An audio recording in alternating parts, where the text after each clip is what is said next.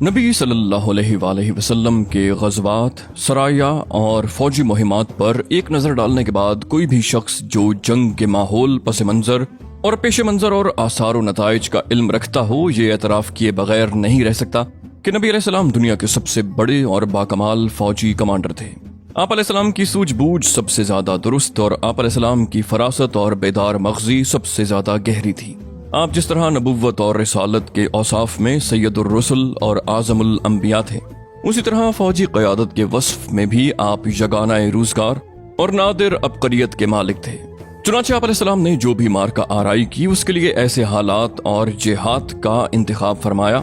جو تدبر اور حکم و شجاعت کے عین مطابق تھا۔ کسی مارکے میں حکمت عملی، لشکر کی ترتیب اور حساس مراکز پر اس کی تعیناتی، موزوں ترین مقام جنگ کے انتخاب اور جنگی پلاننگ وغیرہ میں آپ علیہ السلام سے کبھی کوئی چوک نہیں ہوئی، اور اسی لیے اس بنیاد پر آپ علیہ السلام کو کبھی کوئی ذکر نہیں اٹھانی پڑی، بلکہ ان تمام جنگی معاملات اور مسائل کے سلسلے میں آپ علیہ السلام نے اپنے عملی اقدامات سے ثابت کر دیا کہ دنیا کے بڑے بڑے کمانڈروں کے تعلق سے، اور اسی لیے اس بنیاد پر آپ علیہ السلام کو کبھی ذکر نہیں اٹھانی پڑی، بلکہ ان تمام جنگی معاملات اور مسائل کے سلسلے میں آپ علیہ السلام نے اپنے عملی اقدامات سے ثابت کر دیا کہ دنیا بڑے بڑے کمانڈروں کے تعلق سے جس طرح کی قیادت کا علم رکھتی ہے، آپ علیہ السلام اس سے بہت کچھ مختلف، ایک نرالی ہی قسم کی کماندارانہ صلاحیت کے مالک تھے، جس کی شکست کا کوئی سوال ہی نہ تھا۔ اس موقع پر یہ عرض کر دینا بھی ضروری ہے کہ احد اور حنین میں جو کچھ پیش آیا، اس کا سبب رسول اللہ کی حکمت عملی کی خامی نہیں، بلکہ اس کے پیچھے حنین میں کچھ افراد لشکر کی بعض کمزوریاں کار فرما تھیں، اور احد میں آپ کی نہایت اہم حکمت عملی اور لازمی ہدایات کو نہایت فیصلہ کن لمحات میں نظر انداز کر دیا گیا۔ پھر ان دونوں غزوات میں جب مسلمانوں کو ذکر اٹھانے کی نوبت آئی تو آپ علیہ السلام نے جس عبقریت کا مظاہرہ فرمایا وہ اپنی مثال آپ تھی۔ آپ علیہ السلام دشمن کے مد مقابل ڈٹے رہے اور اپنی نادرہ روزگار حکمت عملی سے اسے یا تو اس کے مقصد میں ناکام کر دیا، جیسا کہ احد میں ہوا، یا جنگ کا پاسا اس طرح پلٹ دیا کہ مسلمانوں کی شکست فتح میں تبدیل ہو گئی، جیسا کہ حنین میں ہوا۔ حالانکہ احد جیسی خطرناک صورتحال اور حنین جیسی بے لگام بھگدڑ سپہ سالاروں کی قوت فیصلہ سلب کر دیتی ہے، اور ان کے اعصاب پر اتنا بدترین اثر ڈالتی ہے کہ انہیں اپنے بچاؤ کے علاوہ اور کوئی فکر نہیں رہ جاتی۔ یہ گفتگو تو ان غزوات کے خالص فوجی اور جنگی پہلو سے تھی، باقی رہے دوسرے گوشے تو وہ بھی بے حد اہم ہیں۔ آپ نے ان غزوات کے ذریعے امن و امان قائم کیا، فتنے کی آگ بجھائی، اسلام اور بت پرستی کی کشمکش میں دشمن کی شوکت توڑ کر رکھ دی، اور انہیں اسلامی دعوت و تبلیغ کی راہ آزاد چھوڑنے اور مصالحت کرنے پر مجبور کر دیا۔ اسی طرح آپ علیہ السلام نے ان جنگوں کی بدولت یہ بھی معلوم کر لیا کہ آپ علیہ السلام کا ساتھ دینے والوں میں کون سے لوگ مخلص ہیں اور کون سے لوگ منافق، جو نہا خانہ دل میں غدر و خیانت کے جذبات چھپائے ہوئے ہیں۔ پھر آپ علیہ السلام نے محاذ آرائی کے عملی نمونوں کے ذریعے مسلمان کمانڈروں کی ایک زبردست جماعت بھی تیار کر دی، جنہوں نے آپ علیہ السلام کے بعد عراق اور شام کے میدانوں میں فارس اور روم سے ٹکر لی، اور جنگی پلاننگ اور ٹیکنیک میں ان کے بڑے بڑے کمانڈروں کو مات دے کر انہیں ان کے مکانات اور سرزمین سے، اموال و باغات سے، چشموں اور کھیتوں سے، آرام دہ اور باعزت مقاموں سے اور مزیدار نعمتوں سے نکال باہر کیا۔ اسی طرح رسول اللہ نے ان غزوات کی بدولت مسلمانوں کے لیے رہائش، کھیتی، پیشے اور کام کا انتظام فرمایا، بے خانمہ اور محتاج پناہ گزینوں کے مسائل حل فرمائے، ہتھیار، گھوڑے، ساز و سامان اور اخراجات جنگ مہیا کیے، اور یہ سب کچھ اللہ کے بندوں پر ذرہ برابر ظلم و زیادتی اور جور و جفا کیے بغیر حاصل کیا۔ آپ علیہ السلام نے ان اسباب و وجوہ اور اغراض و مقاصد کو بھی تبدیل کر ڈالا جن کے لیے دور جاہلیت میں جنگ کے شعلے بھڑکا کرتے تھے، یعنی دور جاہلیت میں جنگ نام تھی لوٹ مار اور قتل و غارت گری کا، ظلم و زیادتی اور انتقام و تشدد کا، کمزوروں کو کچلنے، آبادیاں ویران کرنے، عمارتیں ڈھانے کا، عورتوں کی بے حرمتی کرنے اور بوڑھوں، بچوں اور بچیوں کے ساتھ سنگ دلی سے پیش آنے کا، کھیتی باڑی اور جانوروں کو ہلاک کرنے اور زمین میں تباہی اور فساد مچانے کا۔ مگر اسلام نے اس جنگ کی روح تبدیل کر کے اسے ایک مقدس جہاد میں بدل دیا، جسے نہایت موزوں اور معقول اسباب کے تحت شروع کیا جاتا ہے، اور اس کے ذریعے ایسے شریفانہ مقاصد اور بلند پایہ اغراض حاصل کیے جاتے ہیں جنہیں ہر زمانے اور ہر ملک میں انسانی معاشرے کے لیے باعث اعزاز تسلیم کیا گیا۔ کیونکہ اب جنگ کا مفہوم یہ ہو گیا تھا کہ انسان کو قہر و ظلم کے نظام سے نکال کر عدل و انصاف کے نظام میں لانے کی مسلح جد و جہد کی جائے، یعنی ایک ایسے نظام کو جس میں طاقتور کمزور کو کھا رہا ہو، الٹ کر ایک ایسا نظام قائم کیا جائے جس میں طاقتور کمزور ہو جائے جب تک کہ اس سے کمزور کا حق نہ لے لیا جائے۔ اسی طرح اب جنگ کا معنی یہ ہو گیا تھا کہ ان کمزور مردوں، عورتوں اور بچوں کو نجات دلائی جائے جو دعائیں کرتے رہتے ہیں کہ اے ہمارے پروردگار، ہمیں اس بستی سے نکال جس کے باشندے ظالم ہیں، اور ہمارے لیے اپنے پاس سے ولی بنا اور اپنے پاس سے مددگار بنا۔ نیز اس جنگ کا معنی یہ ہو گیا کہ اللہ کی زمین کو غدر و خیانت، ظلم و ستم اور بدی اور گناہ سے پاک کر کے اس کی جگہ امن و امان، رافت و رحمت، حقوق رسانی اور مروت اور انسانیت کا نظم بحال کیا جائے۔ رسول اللہ صلی اللہ علیہ وسلم نے جنگ کے لیے شریفانہ ضوابط بھی مقرر فرمائے اور اپنے فوجیوں اور کمانڈروں پر ان کی پابندی لازمی قرار دیتے ہوئے کسی حال میں ان سے باہر جانے کی اجازت نہ دی۔ حضرت سلمان بن بریدہ کا بیان ہے کہ رسول اللہ جب کسی شخص کو کسی لشکر یا سریہ کا امیر مقرر فرماتے تو اس سے خاص اس کے اپنے نفس کے بارے میں اللہ عز و جل کے تقوی کی اور اس کے مسلمان ساتھیوں کے بارے میں خیر کی وصیت فرماتے، پھر فرماتے اللہ کے نام سے اللہ کی راہ میں غزوہ کرو، جس نے اللہ کے ساتھ کفر کیا ان سے لڑائی کرو، غزوہ کرو، خیانت نہ کرو، بد عہدی نہ کرو، ناک کان وغیرہ نہ کاٹو، کسی بچے کو قتل نہ کرو۔ اسی طرح آپ آسانی برتنے کا حکم دیتے اور فرماتے آسانی کرو، سختی نہ کرو، لوگوں کو سکون دلاؤ، متنفر نہ کرو۔ اور جس رات میں آپ علیہ السلام کسی قوم کے پاس پہنچتے تو صبح ہونے سے پہلے چھاپا نہ مارتے۔ نیز آپ علیہ السلام نے کسی کو آگ میں جلانے سے نہایت سختی سے منع کیا، اسی طرح باندھ کر قتل کرنے اور عورتوں کو مارنے اور انہیں قتل کرنے سے بھی منع کیا اور لوٹ مار سے روکا، حتیٰ کہ آپ علیہ السلام نے فرمایا کہ لوٹ کا مال مردار کی طرح ہی حرام ہے۔ اسی طرح آپ علیہ السلام نے کھیتی باڑی تباہ کرنے، جانور ہلاک کرنے اور درخت کاٹنے سے منع فرمایا، سوائے صورت کے کہ اس کی سخت ضرورت پڑ جائے اور درخت کاٹے بغیر کوئی چارہ کار نہ ہو۔ فتح مکہ کے موقع پر آپ علیہ السلام نے یہ بھی فرمایا کسی زخمی پر حملہ نہ کرو، کسی بھاگنے والے کا پیچھا نہ کرو اور کسی قیدی کو قتل نہ کرو۔ آپ علیہ السلام نے یہ سنت بھی جاری فرمائی کہ سفیر کو قتل نہ کیا جائے۔ نیز آپ علیہ السلام نے معاہدین یعنی غیر مسلم شہریوں کے قتل سے بھی نہایت سختی سے روکا، یہاں تک کہ فرمایا جو شخص کسی معاہد کو قتل کرے گا وہ جنت کی خوشبو نہیں پائے گا، حالانکہ اس کی خوشبو 40 سال کے فاصلے سے پائی جاتی ہے۔ یہ اور اس طرح کے دوسرے بلند پایا قواعد و ضوابط تھے جن کی بدولت جنگ کا عمل جاہلیت کی گندگیوں سے پاک و صاف ہو کر مقدس جہاد میں تبدیل ہو گیا۔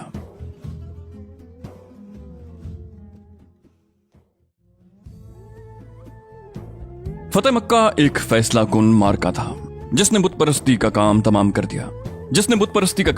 کر دیا اور سارے عرب کے لیے حق و باطل کی پہچان ثابت ہوا۔ اس کی وجہ سے ان کے شبہات جاتے رہے، اسی لیے اس کے بعد انہوں نے بڑی تیز رفتاری سے اسلام قبول کیا۔ حضرت عمرو بن سلمہ کا بیان ہے کہ ہم لوگ ایک چشمے پر آباد تھے جو لوگوں کی گزرگاہ تھا، ہمارے ہاں سے قافلے گزرتے تھے اور ہم ان سے پوچھتے رہتے تھے کہ لوگوں کا کیا حال ہے، اس آدمی یعنی نبی علیہ السلام کا کیا حال ہے اور کیسا ہے۔ لوگ کہتے وہ سمجھتا ہے کہ اللہ نے اسے پیغمبر بنایا ہے، اس کے پاس وحی بھیجی ہے، اللہ نے یہ اور یہ وحی کی ہے۔ میں یہ بات یاد کر لیتا تھا، گویا وہ میرے سینے میں چپک جاتی تھی، اور عرب حلقہ بگوش اسلام ہونے کے لیے فتح مکہ کا انتظار کر رہے تھے۔ کہتے تھے اسے اور اس کی قوم کو پنجہ آزمائی کے لیے چھوڑ دو، اگر وہ اپنی قوم پر غالب آ گیا تو سچا نبی ہے۔ چنانچہ جب فتح مکہ کا واقعہ پیش آیا تو ہر قوم نے اپنے اسلام کے ساتھ مدینے کی جانب پیش رفت کی، اور میرے والد بھی میری قوم کے اسلام کے ساتھ تشریف لے گئے، اور جب خدمت نبوی سے واپس آئے تو فرمایا میں تمہارے پاس خدا کی قسم ایک نبی برحق کے پاس سے آ رہا ہوں۔ آپ علیہ السلام نے فرمایا ہے کہ فلاں نماز فلاں وقت پڑھو اور فلاں نماز فلاں وقت پڑھو، اور جب نماز کا وقت آ جائے تو تم میں سے ایک آدمی اذان کہے اور جسے قرآن زیادہ یاد ہو وہ امامت کرے۔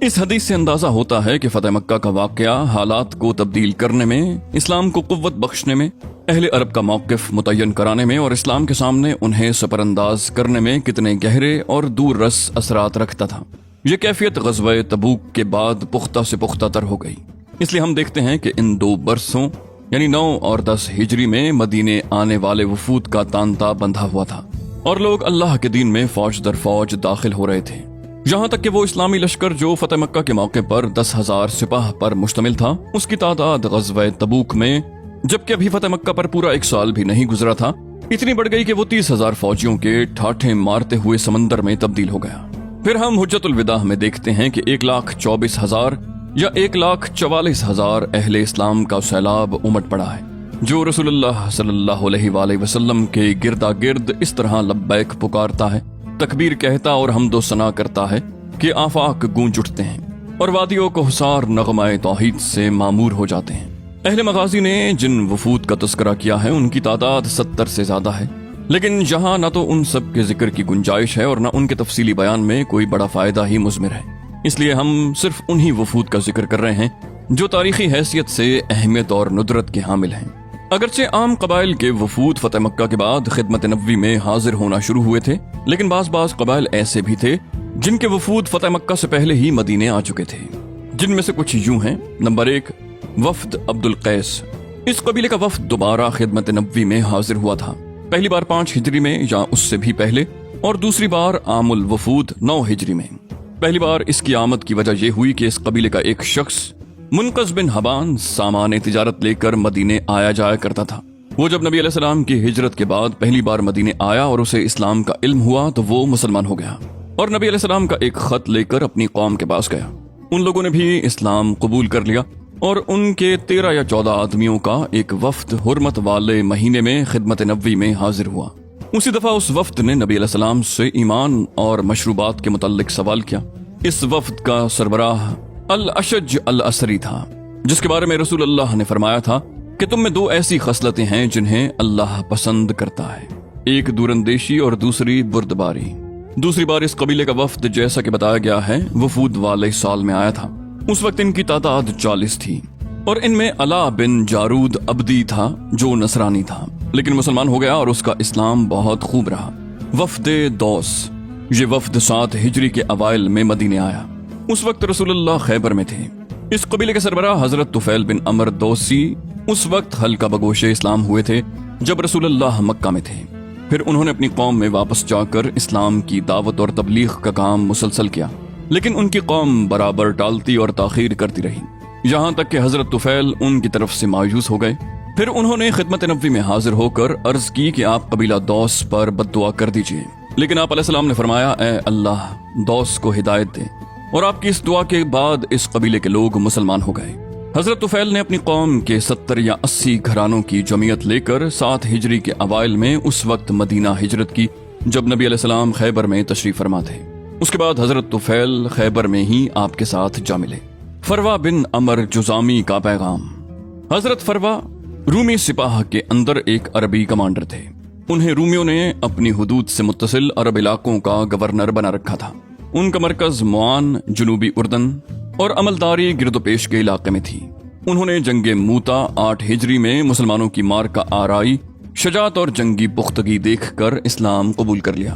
और एक कासिद भेजकर रसूलुल्लाह को अपने मुसलमान होने की इत्तला दी। तोहफे में एक सफेद खच्चर भी भिजवाया। रूमियों को उनके मुसलमान होने का इल्म हुआ तो उन्होंने पहले तो उन्हें गिरफ्तार करके कैद में डाल दिया, फिर इख्तियार दे दिया कि या तो मुर्तद हो जाएं या मौत के लिए तैयार हो जाएं। उन्होंने इर्तिदाद पर मौत को तरजीह दी। चुनाचे उन्हें फलस्तीन में अफरा नामी एक चश्मे पर सूली देकर शहीद कर दिया गया। वफ्दे सदा।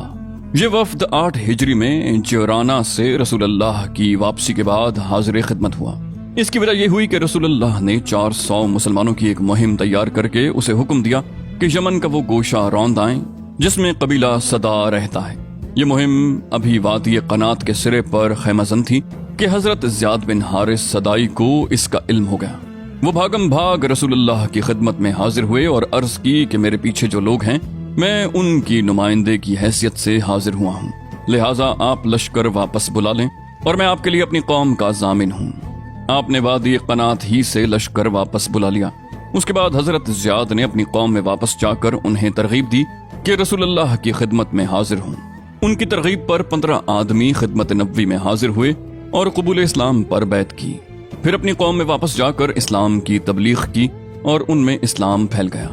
हुज्जतुल विदा के मौके पर उनके 100 आदमियों ने रसूलुल्लाह की खिदमत में शर्फ बारियाबी हासिल की। काब बिन ज़ुहैर बिन अबी सलमा की आमद। ये शख्स एक शायर खान वादे का चश्म चिराग था और खुद भी अरब का अजीम तरीन शायर था। ये काफिर था और नबी अलैहिस्सलाम की तौहीन किया करता था। امام حاکم کے بقول یہ بھی ان مجرموں کی فہرست میں شامل تھا جن کے متعلق فتح مکہ کے موقع پر حکم دیا گیا تھا کہ اگر وہ خانہ کعبہ کا پردہ پکڑے ہوئے پائے جائیں تو بھی ان کی گردن مار دی جائے، لیکن یہ شخص بچ نکلا۔ ادھر رسول اللہ غزوہ طائف سے واپس ہوئے تو کعب کے پاس اس کے بھائی بجیر بن زہیر نے لکھا کہ رسول اللہ نے مکہ کے کئی ان افراد کو قتل کرا دیا ہے جو آپ علیہ السلام کی توہین کرتے اور آپ کو ایذا پہنچاتے تھے۔ قریش کے بچے کچھ شعراء میں سے جس کے جدھر سینگ سمائے نکل بھاگا، لہٰذا اگر تمہیں اپنی جان کی ضرورت ہے تو رسول اللہ کے پاس اڑ کر جاؤ، کیونکہ کوئی بھی شخص توبہ کر کے آپ علیہ السلام کے پاس آ جائے تو آپ اسے قتل نہیں کرتے، اور اگر یہ بات منظور نہیں تو پھر جہاں نجات مل سکے نکل بھاگو۔ اس کے بعد دونوں بھائیوں میں مزید خط و کتابت ہوئی، جس کے نتیجے میں کعب بن زہیر کو زمین تنگ محسوس ہونے لگی اور اسے اپنی جان کے لالے پڑتے نظر آئے، اس لیے آخر کار وہ مدینے آ گیا اور جوہینہ کے ایک آدمی کے ہاں مہمان ہوا۔ پھر اسی کے ساتھ صبح کی نماز پڑھی، نماز سے فارغ ہوا تو جوہینی نے اشارہ کیا اور وہ اٹھ کر رسول اللہ کے پاس جا بیٹھا اور اپنا ہاتھ آپ کے ہاتھ پر رکھ دیا۔ رسول اللہ اسے پہچانتے نہ تھے۔ اس نے کہا، اے اللہ کے رسول، کعب بن زہیر توبہ کر کے مسلمان ہو گیا ہے اور آپ سے امن کا خواستگار بن کر آیا ہے، تو کیا اگر میں اسے آپ کی خدمت میں حاضر کر دوں تو آپ اس کے اسلام کو قبول فرما لیں گے؟ آپ علیہ السلام نے فرمایا ہاں۔ اس نے کہا، میں ہی کعب بن زہیر ہوں۔ یہ سن کر ایک انصاری صحابی اس پر جھپٹ پڑے اور اس کی گردن مارنے کی اجازت چاہی۔ آپ علیہ السلام نے فرمایا، چھوڑ دو، یہ شخص تائب ہو کر اور پچھلی باتوں سے دستکش ہو کر آیا ہے۔ اس کے بعد اسی موقع پر کعب بن زہیر نے اپنا مشہور قصیدہ آپ علیہ السلام کو پڑھ کر سنایا، جس کی ابتدا کچھ یوں ہے: سواد دور ہو گئی تو میرا دل بے قرار ہے، اس کے پیچھے وارفتہ اور بیڑیوں میں جکڑا ہوا ہے، اس کا فدیہ نہیں دیا گیا۔ اس کے بعد کعب بن زہیر نے مہاجرین قریش کی تعریف کی، کیونکہ کعب کی آمد پر ان کے کسی آدمی نے خیر کے سوا کوئی بات اور حرکت نہیں کی تھی، لیکن ان کی مدح کے دوران انصار پر طنز کی، کیونکہ ان کے ایک آدمی نے ان کی گردن مارنے کی اجازت چاہی تھی۔ چنانچہ کہا، وہ قریش خوبصورت مٹکتے اونٹ کی چال چلتے ہیں اور شمشیر زنی ان کی حفاظت کرتی ہے، جبکہ ناٹے کھوٹے کالے کلوٹے لوگ راستہ چھوڑ کر بھاگتے ہیں۔ لیکن جب وہ مسلمان ہو گیا اور اس کے اسلام میں عمدگی آ گئی تو اس نے ایک قصیدہ انصار کی مدح میں کہا اور ان کی شان میں اس سے جو غلطی ہو گئی تھی اس کی تلافی کی۔ چنانچہ اس قصیدے میں کہا، جسے کریمانہ زندگی پسند ہو وہ ہمیشہ صالح انصار کے کسی دستے میں رہے، انہوں نے خوبیاں باپ دادا سے ورثے میں پائی ہیں، در حقیقت اچھے لوگ وہی ہیں جو اچھوں کی اولاد ہوں۔